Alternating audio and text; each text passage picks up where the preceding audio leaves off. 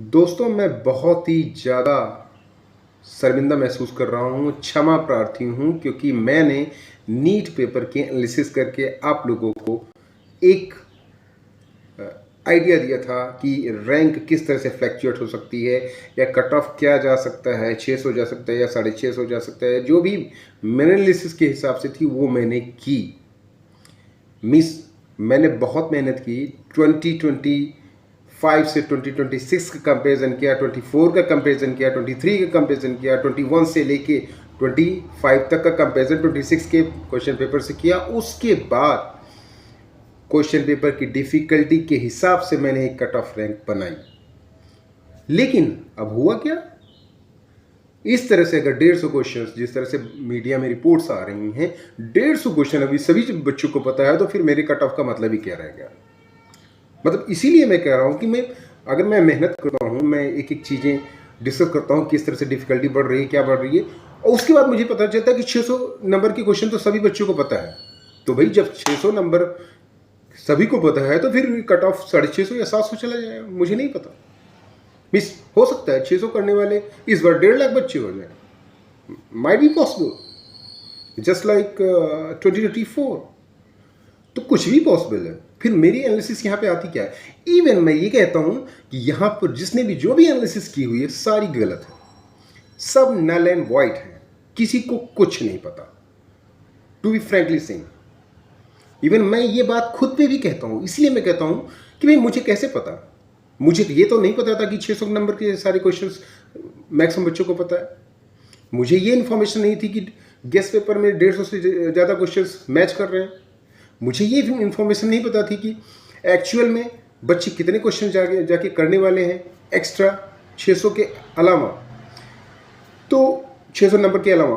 तो इस तरह की इन्फॉर्मेशन जब मुझे पता ही नहीं है तो मैं तो पेपर की एनालिसिस करूंगा और पेपर की डिफ़िकल्टी स्टूडेंट के अटेम्प्टिंग पावर के हिसाब से करूंगा ना। मैं तो यही जानूंगा ना कि पूरी ट्रांसपेरेंसी के साथ हुआ है। और हर साल अगर आप देखेंगे 2021 से लेकर 2025 तक, 25 का छोड़ दिया जाए तो बाकी हर साल नीट पेपर लीक का इशू या कुछ ना कुछ मैटर आ ही जाता है। कभी भी ऐसा नहीं हुआ है कि without any paper leak matter question paper हुआ हो, कंप्लीट हुआ हो। लास्ट ईयर 2025 में आपने देखा होगा नीट पेपर का लीक का इशू नहीं आया तो कट ऑफ कितना चला गया था, 500 नंबर, 510 515 पे बड़े आराम से सीटें मिल गई थी जनरल कैंडिडेट्स को। इस बार क्या होगा मुझे नहीं पता, हो सकता है 600 पे इस बार 1 लाख बच्चे आ जाएं। 650 क्या 660 कट ऑफ भी हो सकता है, 670 कट ऑफ भी हो सकता है, मतलब जिस हिसाब से इंफॉर्मेशन आ रही हैं। तो रियल इंफॉर्मेशन आपको तभी मिलेंगी जब आपका रिजल्ट आएगा। रिजल्ट में क्या होता है, कैसे होता है, कहाँ तक क्या पेपर गया है, किसको कितना पता था, किसको कितना नहीं पता था। खासकर मैं टू फ्रैंकली बताऊं, इसमें मेन रोल होता है इन कोचिंग वालों का, खासकर ये बड़ी कोचिंग वालों का। इनमें इतना द्वंद्व है, इतना लड़ाई कर रहे हैं एक दूसरे से। एक चाह रहा है कि साला मैं हर जगह अपने कोचिंग स्टार्ट कर दूं, एक सोच रहा है कि मैं शेयर मार्केट में आ जाऊं, एक सोच रहा है मेरे शेयर भी भागते जाएं, एक सोच रहा है कि बहुत अच्छा रिजल्ट आएगा तभी मेरे शेयर जाएंगे ऊपर, नहीं तो मैं स्टॉक मार्केट में मेरी हालत ख़राब हो जाएगी क्योंकि कंपनी ने स्पॉन्सर्स किया है। अब कंपनी को रिजल्ट चाहिए, अगर रिजल्ट नहीं आता है तो शेयर मार्केट गया। तो यहाँ पर सारा खेल बिजनेस का हो रहा है। कोई भी कोचिंग वाला हो, सब बिजनेस प्रॉस्पेक्ट पे ही आपको वर्क कर रहे हैं।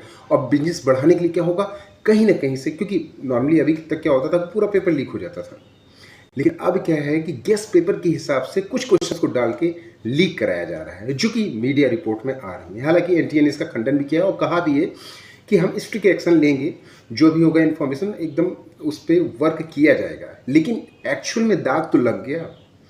कहने का मतलब है कि एक स्टूडेंट जो पढ़ाई कर रहा है, लगातार पढ़ाई कर रहा है, उसके मन में डाउट तो हो गया यार कि मतलब मैंने पढ़ाई की है।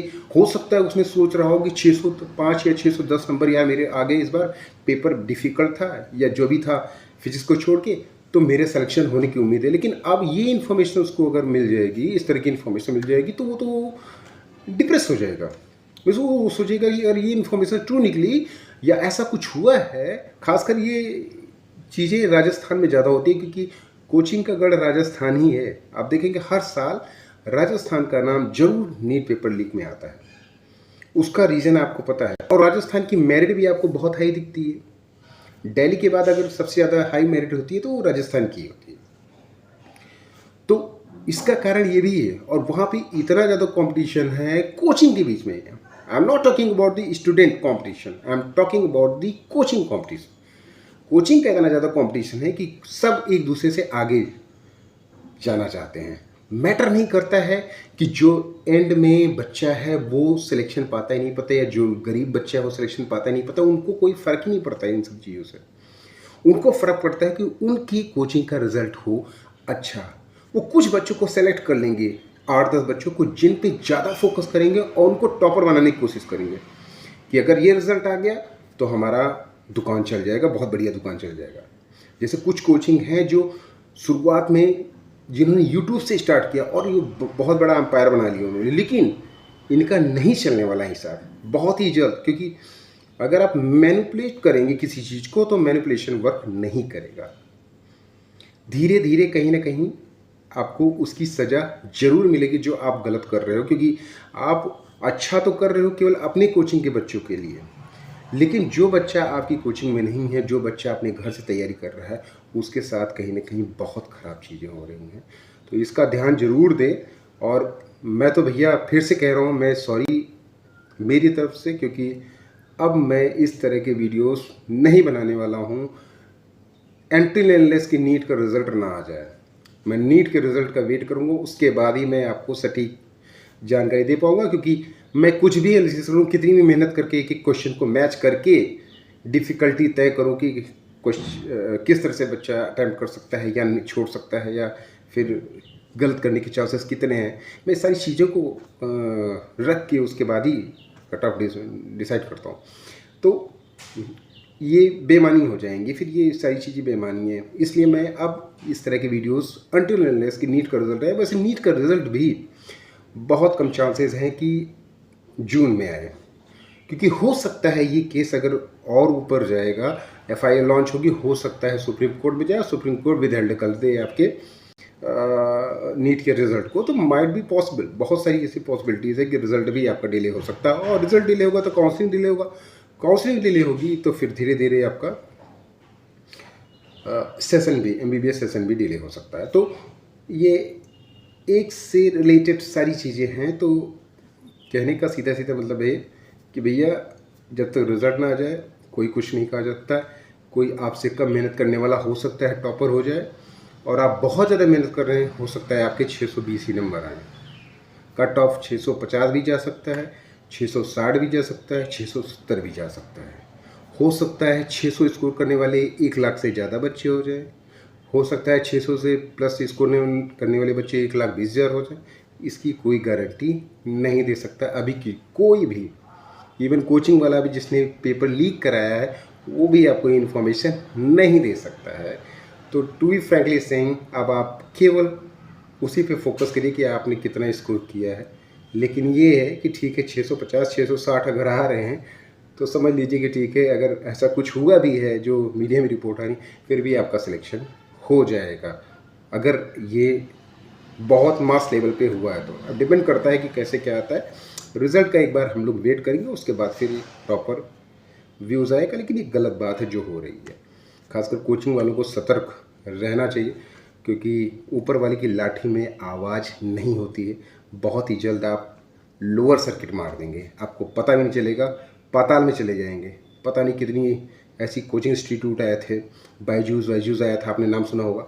इतना भयंकर एडवर्टाइजमेंट हुआ था, शाहरुख खान ने किया था, लेकिन अब उनका पता भी नहीं है। तो कुछ भी हो सकता है। अगर आपने गलत काम किया है, स्टूडेंट के इमोशन के साथ खेला है, एक एंड स्टूडेंट का ख्याल नहीं रखा है, तो आप लोअर सर्किट मार देंगे बहुत ही जल्द, क्योंकि परफॉर्मेंस रिफ्लेक्ट नहीं करेगी। That's all.